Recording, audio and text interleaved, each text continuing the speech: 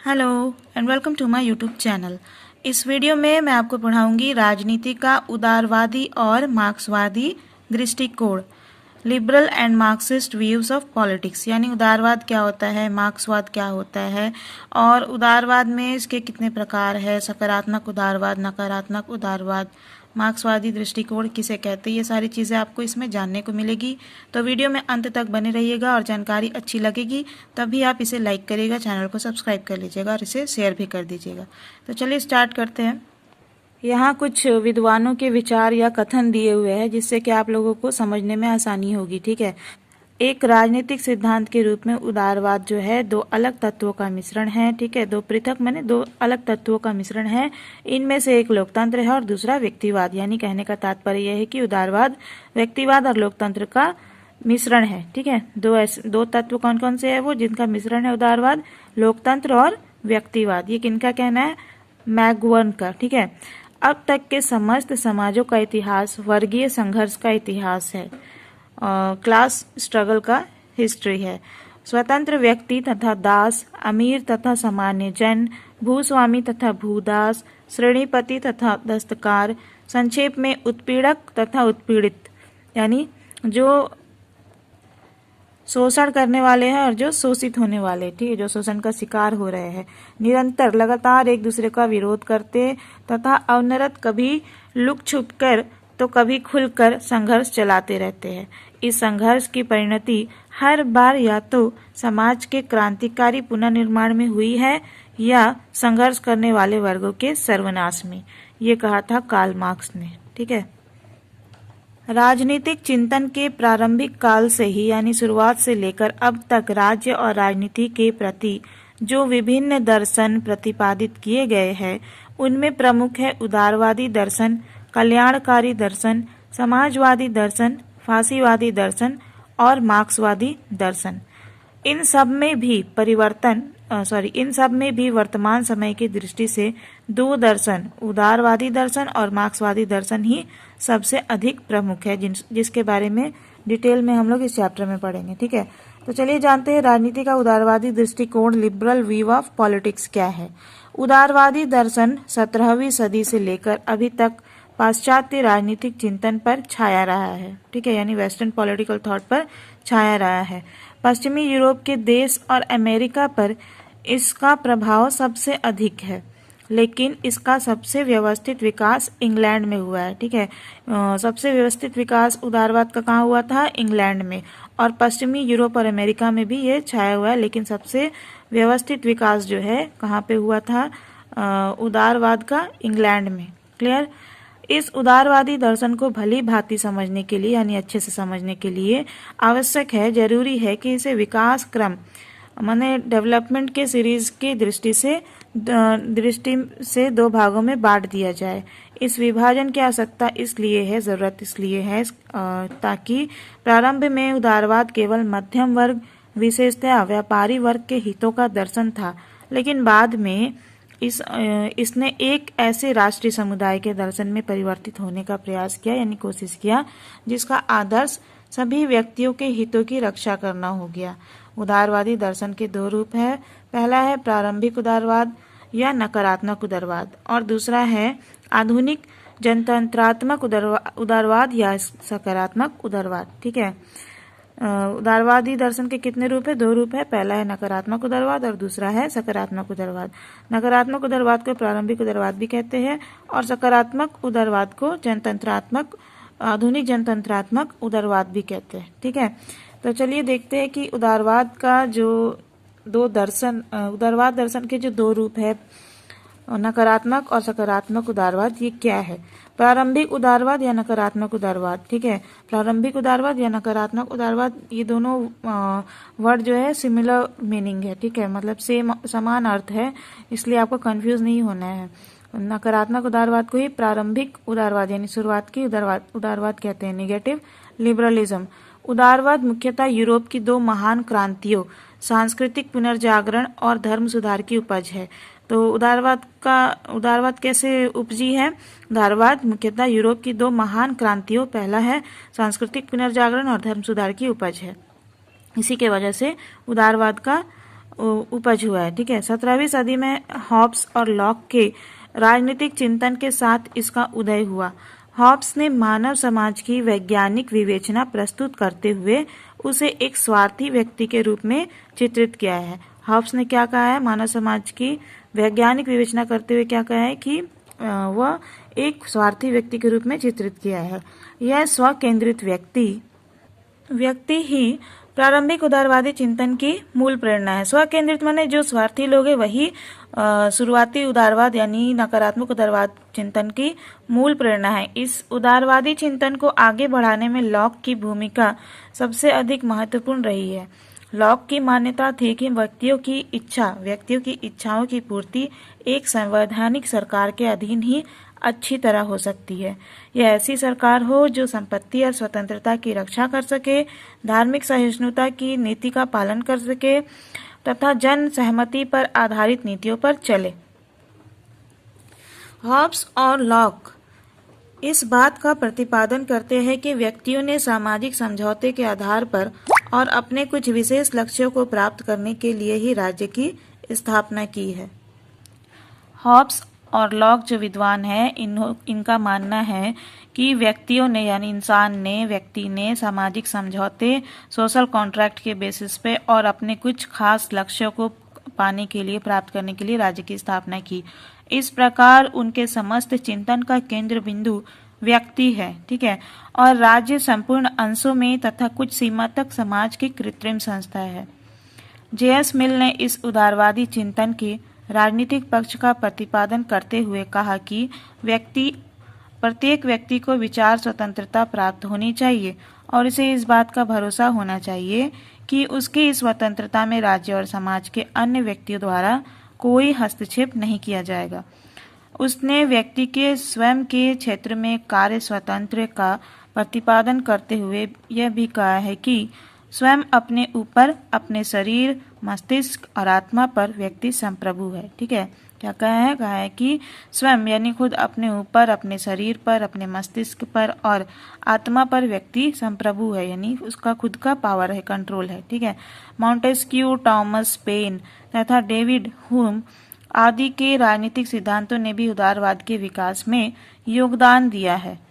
18वीं सदी के अंत तथा 19वीं सदी के प्रारंभिक दशकों में जर्मी बेंथम तथा जेम्स मिल ने उपयोगितावाद के सिद्धांत द्वारा उदारवाद की व्याख्या की थी।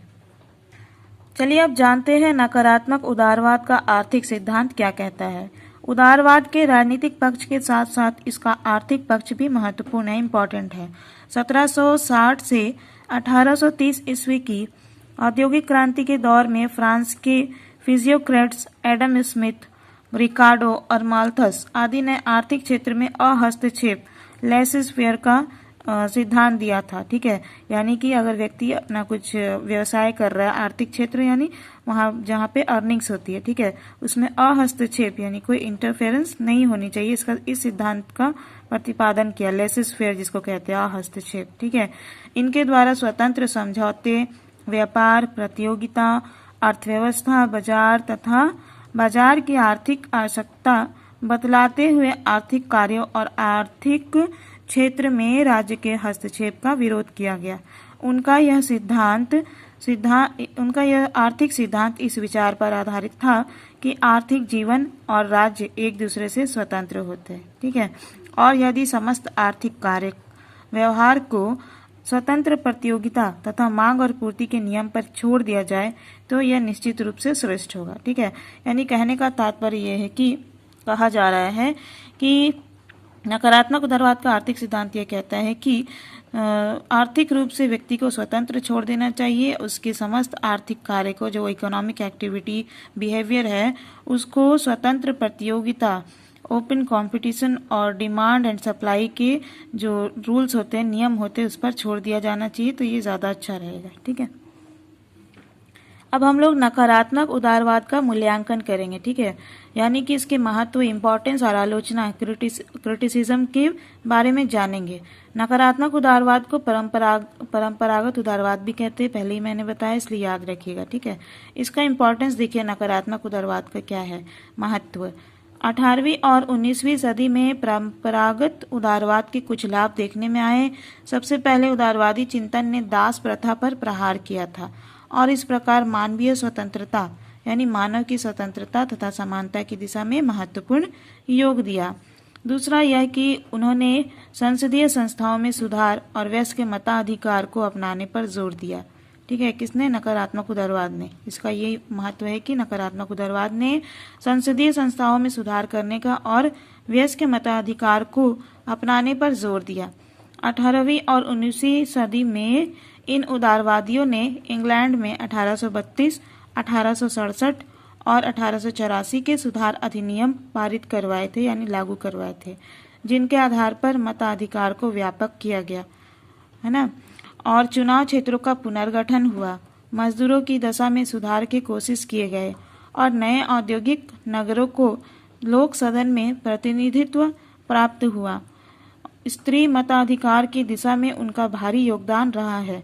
तीसरा यह कि नकारात्मक उदारवाद जो है आर्थिक क्षेत्र में हस्तक्षेप के सिद्धांत के परिणाम स्वरूप पूंजीपतियों को बड़े बड़े उद्योग धंधे स्थापित करने के लिए प्रोत्साहन मिला, उत्पादन बढ़ा और इंग्लैंड तथा पश्चिमी यूरोप के कुछ क्षेत्रों में समृद्धि आई। ठीक है, तो नकारात्मक उदारवाद जो है कैसे महत्वपूर्ण हुआ कि आर्थिक क्षेत्र में अहस्तक्षेप का जो सिद्धांत था ना, लेसिस फेयर वाला, उसके वजह से जो बड़े बड़े पूंजीपति कैपिटलिस्ट थे उन्होंने बड़े बड़े उद्योग धंधे लगाए था और उनको प्रोत्साहन मिला, तो वे बड़े बड़े उद्योग धंधे लगाए जिससे कि प्रोडक्शन बढ़ा, उत्पादन बढ़ा और एज अ रिजल्ट क्या हुआ, पूंजीपतियों को बड़े बड़े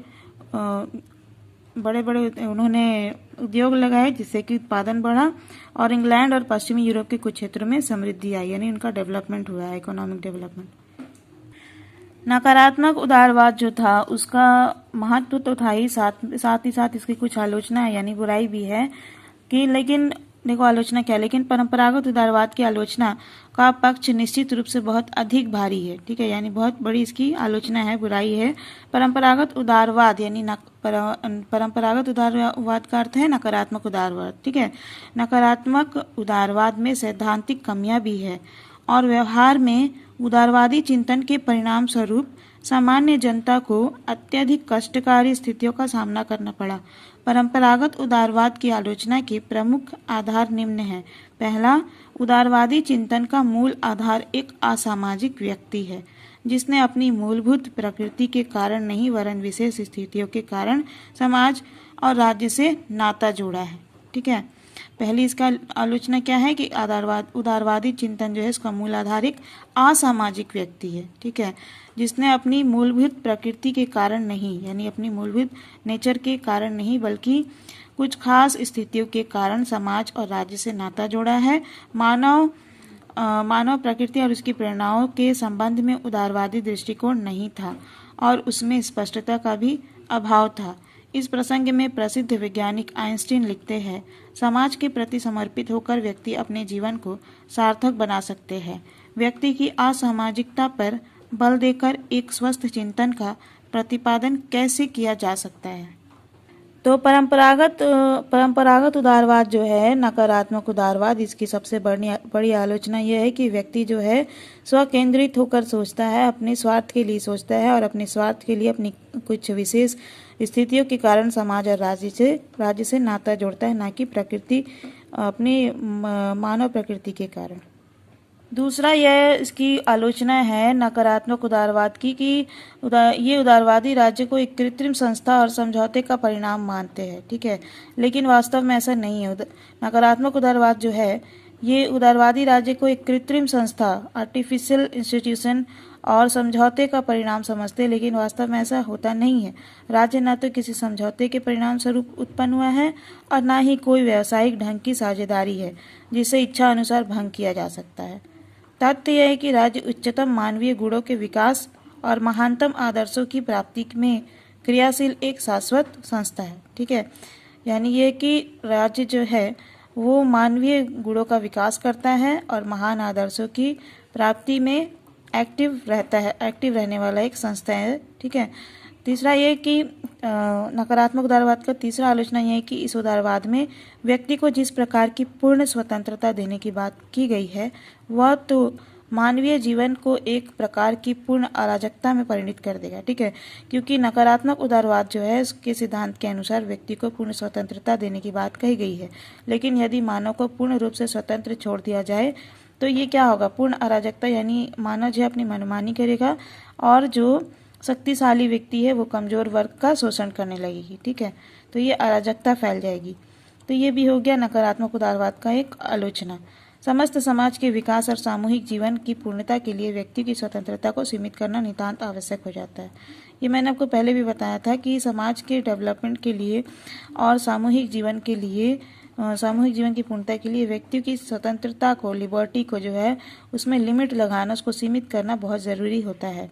परंपरागत उदारवादी चिंतन में प्रतिपादित स्वतंत्रता अधूरी भी है। ठीक है, तो स्वतंत्रता जो है उसमें जिस स्वतंत्रता की बात की गई है परंपरागत उदारवादी चिंतन में यानी नकारात्मक उदारवाद में, वह स्वतंत्रता भी अधूरी है। ठीक है, यह चिंतन व्यक्ति के निषेधात्मक स्वतंत्रता, यह चिंतन यानी कि नकारात्मक उदारवाद का जो चिंतन है यह व्यक्ति के लिए निषेधात्मक स्वतंत्रता तक ही सीमित रह गया है, सकारात्मक स्वतंत्रता की बात नहीं सोच पाया है। ठीक है, नकारात्मक उदारवाद जो है वो सकारात्मक स्वतंत्रता की अवहेलना करता है, यानी इस पर जोर नहीं देता, उस पर प्रकाश नहीं डालता है। ठीक है, चौथी इसकी आलोचना यह है नकारात्मक उदारवाद की कि परंपरागत उदारवाद, वही नकारात्मक उदारवाद जो है इसमें नकारात्मक उदारवाद में प्रतिपादित आर्थिक क्षेत्र में अहस्तक्षेप का सिद्धांत सर्वाधिक आलोचना का पात्र है। ठीक है, क्योंकि नकारात्मक उदारवाद जो है इसमें आर्थिक क्षेत्र में अहस्तक्षेप का सिद्धांत पारित किया गया है जो कि आलोचना का पात्र है। पूंजीपति और असंगठित मजदूर के बीच स्वतंत्र प्रतियोगिता मजदूर वर्ग के लिए भारी कष्टकारी परिणामों और शोषण को जन्म देने वाली ही हो सकती थी, यानी कि यदि आर्थिक क्षेत्र में अहस्तक्षेप लागू कर दिया जाए तो पूंजीपति और असंगठित मजदूर जो होते हैं उनके बीच में स्वतंत्र प्रतियोगिता मजदूर वर्ग के लिए बहुत ही कष्टदायी होगा और उनका शोषण किया जाएगा। ठीक है, पूंजीपति वर्ग द्वारा, और प्रैक्टिकली ऐसा हुआ भी। ठीक है, व्यवहार में ऐसा ही हुआ। अमेरिकी लेखक एविनरी लिखते हैं, स्वतंत्र प्रतियोगिता की परिस्थितियों में एक व्यक्ति दूसरे व्यक्ति के लिए भेड़िया बन जाता है, जैसा कि रोमन कवि प्लॉट्स ने बहुत पहले कह दिया था। उदारवाद ने आर्थिक क्षेत्र में अहस्तक्षेप की जिस नीति को अपनाया उसके परिणाम स्वरूप व्यक्तियों की महिमा से प्रारंभ होने वाला उदारवाद व्यवहार में कुछ शक्तिशाली उद्योगपतियों के आधिपत्य में परिणत हो गया। सेवाइन के अनुसार, सेवाइन एक विद्वान है, उनके अनुसार प्रारंभिक उदारवाद ने अपनी धारणाओं, प्रारंभिक उदारवाद माने नकारात्मक उदारवाद। ठीक है, सेवाइन के अनुसार नकारात्मक उदारवाद ने अपनी धारणाओं तथा अपने निष्कर्षों को कभी नहीं परखा।